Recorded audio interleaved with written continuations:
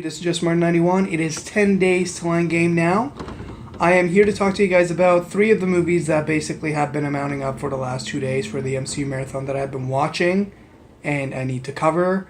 I didn't have a voice for the last few days, which is why I couldn't be posting anything. I did not want to risk anything. Still kind of worried, but you know what? I seem like I'm all there, so why the hell not? I'm not pushing myself too much. Anyways, we're going to be talking about Guardians of the Galaxy Volume 2 right now. Jacket. It picks up right after Guardians of the Galaxy Volume 1 ends, basically. Peter is looking for his family, essentially. He is looking for his father, who he lost a long time ago. And this is kind of like a big story that kind of embraces a lot of family, morals, lessons, a lot of character arcs that were not even touched upon in the first Guardians. It actually kind of feels like a lot of ways that they elaborated on a lot of things.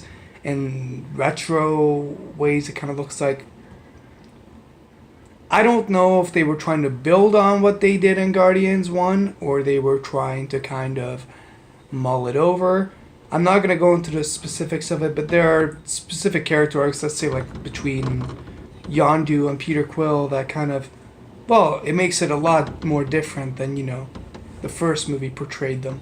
They have a great chemistry in that one too, but how it's perceived in this movie is so different.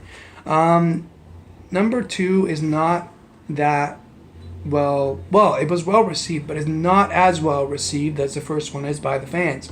Now, honestly, don't know why. I mean, like, personally speaking, for me, Guardians 1 is an 8.5, and this is like a 7, okay? So it is a bit lower, but not by much. It wasn't a horrendous movie. I wouldn't say it's on the level of a lot of movies that I'd rather not even address, but it's how it is. This one got more personal.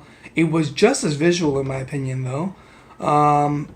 It went to great lengths to basically kick off our characters, basically, because this came out in release order a year before Infinity War.